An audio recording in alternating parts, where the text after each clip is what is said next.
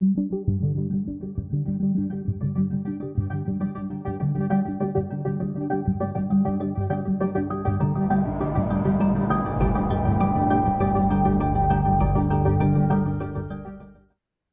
Sarnese, hey, thank you for taking the time to be here today. Oh, my pleasure, David. Always great to be with you. Paul, the broader topic, as you know, is workplace violence prevention and healthcare. But we're going to take a little bit deeper dive as well and look at training as an important aspect of workplace violence prevention. Would you agree, first of all, that workplace violence in the healthcare industry has reached epidemic proportions? I mean, I'm not sure what better word than epidemic we might use. Yeah, well, that's ironic that you choose that word because I really think that the COVID epidemic was really kind of this launching pad where we started to see hospitals experiencing a 200% increase in incidents of either verbal threats or physical threats on their staff. But yes, it's epidemic portions, absolutely. And this is worldwide. This is not just in the US. This is an international issue. And, it's sad when the heroes in healthcare are 4 or 5 times more likely to be a victim of aggravated assault than any other industry. It's like two nurses are assaulted every hour in the US. I mean, yes, this is an epidemic, and it's finally getting the attention it deserves. So, Paul, I know that no one in the healthcare industry is going to say I'm not in favor of making the work environment safer for people, but is there an economic impact of workplace violence? Oh, absolutely. Yeah, I mean, we can quantify it in recruiting costs, where people are leaving their work site because they don't feel safe. We can equate that in the cost for retention. We can equate that in not only injuries, right? So it's the direct cost of injuries to staff, but it's also the indirect cost of replacement. Yeah, I mean, there's a lot of financial impact that workplace violence has on organizations' bottom line.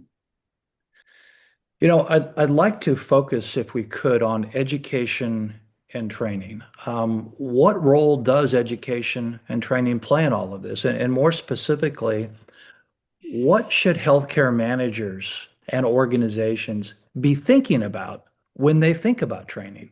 Yeah, I mean, training is a um, an important piece of this. I mean, certainly there are some foundational things that are needed: management commitment, data collection, incident reporting, and, resources to employees that sustain injuries, and then there's training. Training and education is huge. I mean, hospitals, about 3% of their operating budget is for training. But employers have the responsibility to make sure that their staff has the skills and the education to provide services in a safe manner. And you're right, nobody's going to argue safety. The staff safety is paramount in everybody's mind, and training plays a vital part in that. And training has to be provided to staff before they're assigned their roles. So we think about like new employee orientation, right? I need to know how to keep myself safe. So if prime example, if I'm working with hazardous materials or bloodborne pathogens, you have to train me, right?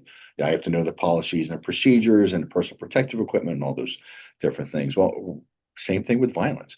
The employer needs to make sure that they're investing in their staff's education so they know the risk that are inherent in their environment, and then they have the skill set to identify potential aggressive behavior, and then they have the skill set not only to identify it but also to manage it, know who to call, know who to report it to, and how to get in touch with first responders.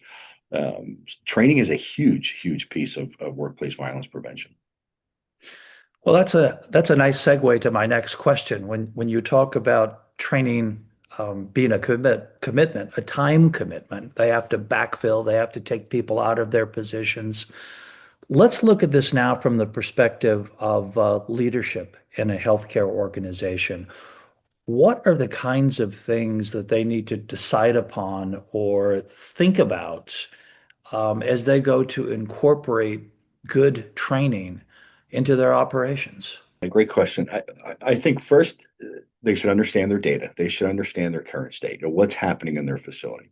Um, I'll tell you a quick story. So I had a client that I looked at their data. And one-third of their incidents were involving bites. Unfortunately, staff being bit. This was a behavioral health unit, behavioral health hospital, I'm sorry.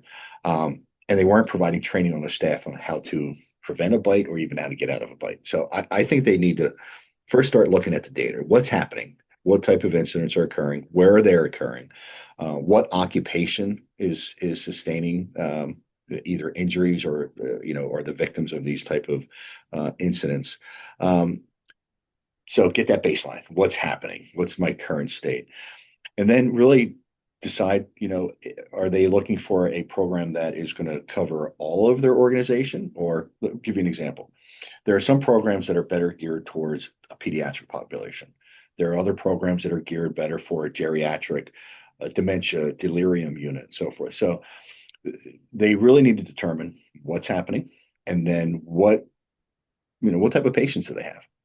Are they looking at something that's going to cover the entire organization, or is it something that they want to do that's more specific? Because it's not uncommon for a hospital or a health system to have multiple training programs. I'm not a big advocate for it. I'd love to see everybody standardized, but sometimes it makes sense for the pediatric unit to go through a certain course, and it makes sense for the geriatric unit to go through a certain training course. So I would start with where are you currently at, and then to determine the type of training program that meets your patient population, and then really determine is what do you want to do? Do you want to just train your staff? Do you want to certify your staff? Do you want to depend on an outside provider to do that, or do you want to have the in-house resources to do that, where you have like a train trainer, you have your own certified instructors? So I think all those things will help leaders really make that decision as to what program's best for them. Well, with 3% of hospital budgets going toward training, and what that translates into $37 billion, clearly there's a lot of training going on. Specific to workplace violence and staff safety, what is your specific advice for how healthcare organizations should evaluate their training needs in that particular area? I would start by talking to your employees, get the voice of the customer. Um, the data will help, but really it's talking to the employees and identifying the situations that they're in, they find themselves in. What are the risks?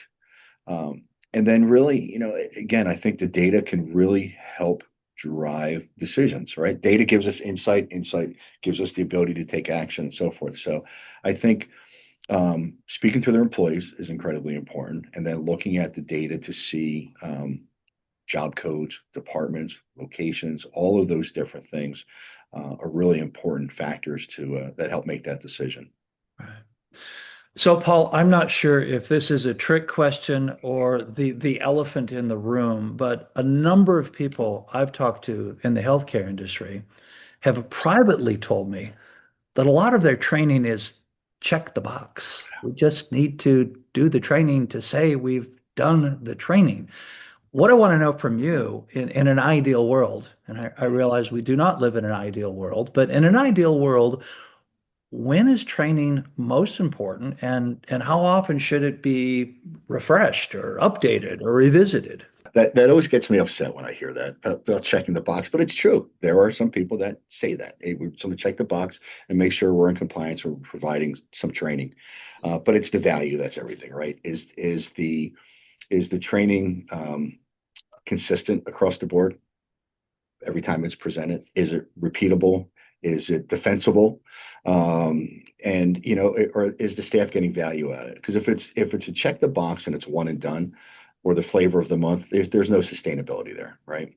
The training, actually, if you look at the OSHA, the Occupational Safety and Health Administration regulations, training has to be provided before assignment.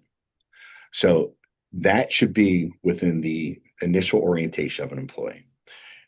I've seen organizations that will provide training to staff 6 months after hire because that's how it's scheduled. Well, that's very hard to defend if you have an OSHA situation because it's before assignment. So before I work a shift by myself, I should have this training, education, and skill sets. So new employee orientation is huge.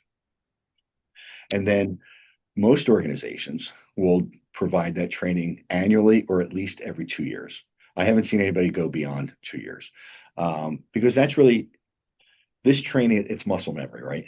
So if you're a golfer or if you ride a bike, it's that muscle memory. You have to do it to master the skills, especially the physical parts. If you're learning how to get out of a bite or a choke or a hair pull or a wrist grab, things like that, you have to do it.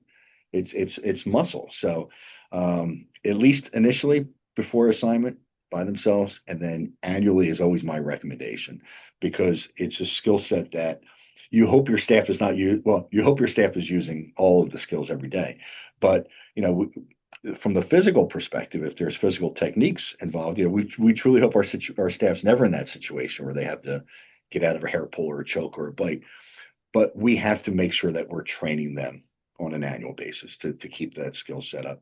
And certainly, if the environment changes, I worked for an organization that saw a dramatic increase in behavioral health patients because the state-run behavioral health facility closed. So all of those patients started coming to us. Well, that was not a skill set that we were training our staff in. So if the environment changes, patient demographics change, um, there's new risk identified, the training should be refreshed to include all that.